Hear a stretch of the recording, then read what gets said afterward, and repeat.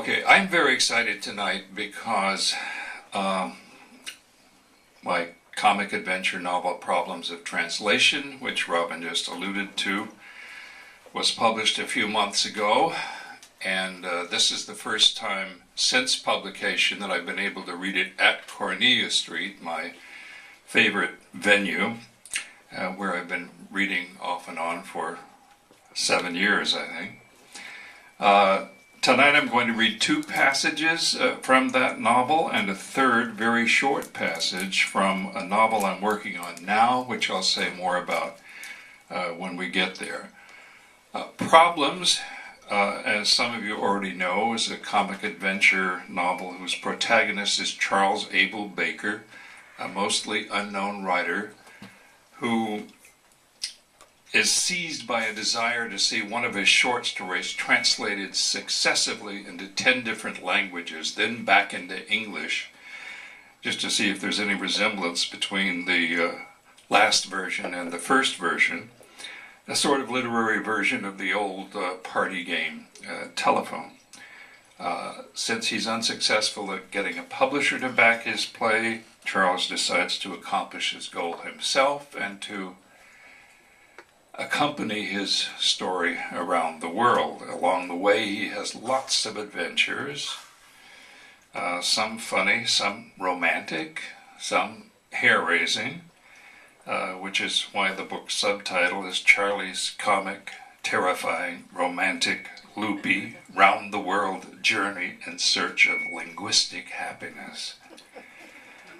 So, in selection number 1, Charlie has arrived in Russia, the very first stage of his journey, and is just settling into his hotel. Goodbye. To his hotel in Moscow. As he was slipping off his shoes for a nap, the phone rang. So soon. Certainly no problem with the internet over here. "Tak, Russian history professor," came a woman's voice. "No trouble finding your hotel." My God, Svetlana? They'd met and flirted on the plane, but he'd never really expected to see her again. A statuesque blonde in her early 40s, she'd worn her turquoise Aeroflot cap like a tiara. She was royalty, he'd thought. An empress of the air. And what was he? A fit but slightly over-the-hill ex-history professor and small-time writer, with a smallish tummy, unless he sucked it in. She was Guinevere, and he certainly no Lancelot. Yet he was so smitten on the plane he'd had a hard time stumbling through his stiff-spined, half-remembered Russian, beginning with a trusted old sentence that described himself as having once been a Russian history professor. Somehow she'd apparently found his shaky declensions charming. When she'd learned he was a writer, even more so. She, he'd discovered, had once studied world literature at a university in Siberia, then become a stewardess. Though her English was heavily accented, it was miles ahead of his Russian. Charles wasn't even sure she'd understood why he was traveling to Russia, despite his attempts to explain. Nor did it matter, he figured, since he'd surely never see her again. He'd assumed she was only being polite when she'd asked, "Which hotel?"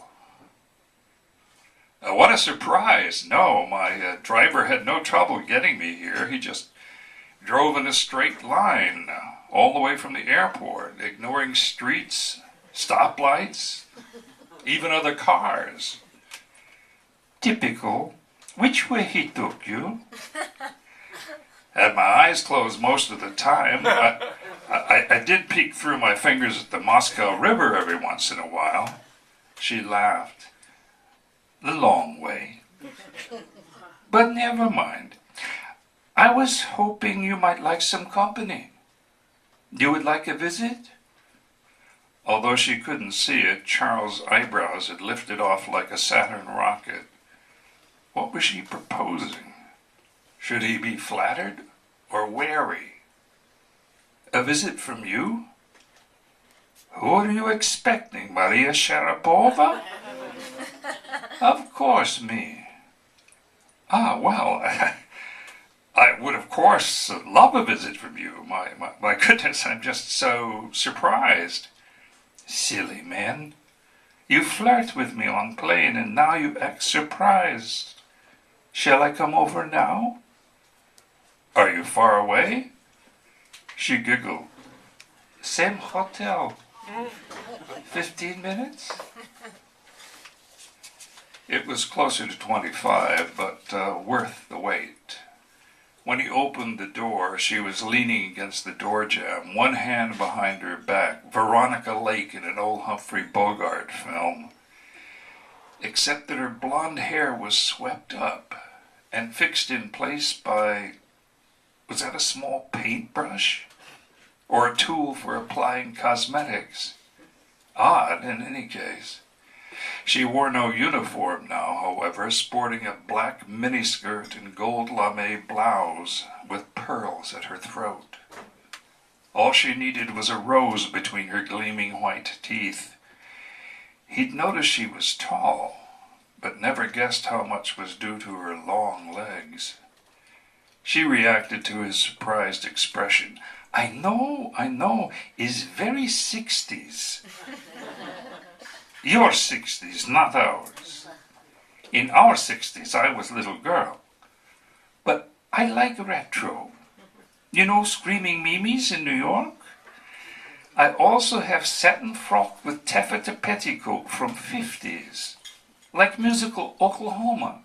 You prefer? Hey, no. Please don't change a thing. You look, wonderful. He stepped back. Your wardrobe certainly beats mine, he added, reaching for neutral small talk. Right now I have only a change of shirts, some underwear, and 2 pairs of socks. Oh, and a second tie. Then we must get you out of that suit as soon as possible. Hang it up in bathroom with steam. You agree? She swept forth her hidden arm, revealing a bottle of Stolichnaya. Shall I pour us a glass? She was inside the room, but unable to tear his eyes from her, he'd still not managed to close the door. He did so now, watching as she disappeared into the bathroom and returned with 2 water glasses. Svetlana, this is all very lovely, but I'm afraid I don't drink anymore. I used to, but is so? She asked, placing the vodka and glasses on a bedside table with exaggerated care and seating herself primly on the bed. In that case, we skip vodka altogether. I don't need warm-ups. Is more time to make love. You are agreeable? In New York, Charles lived alone and had not shared his apartment or bed with anyone for some time now. Wow, are you sure? This is so unexpected. The hum in his head that had begun when he'd first caught sight of her in the Aeroflot aisle had returned, only twice as loud. You do not wish? You are married, perhaps? Нет, nothing like that. Я не могу. I just can't believe my luck. Oh, please, I am lucky one. I study literature in school. But you know how many writers I have met on my travels? Никого. I love history, but how many historians you think I meet up in air? Никого. Now I meet both in one big, strong man. I also love buried treasure. Why should I not want to get acquainted? Perhaps you do not find me attractive. He laughed softly. looked down a moment, then crossed the intervening distance and sank to the carpet in front of her. Okay, fine. Through her eyes, he was happy to be historian, writer, strong man, and a piece of buried treasure waiting to be dug up after 1,000 years spent below ground. He no longer felt old, only grateful. Yes, I find you attractive, he said.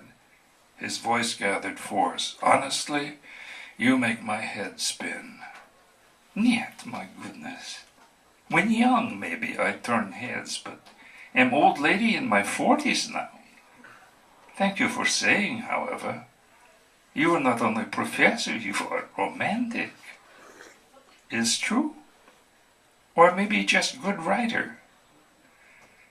He took her hands, kissing first one, then the other. Her long legs were thrillingly close. Thank you, as an American minister might intone to his congregation, for the bounty we are about to receive. We thank you. She smiled. Silly man. Thank you for that.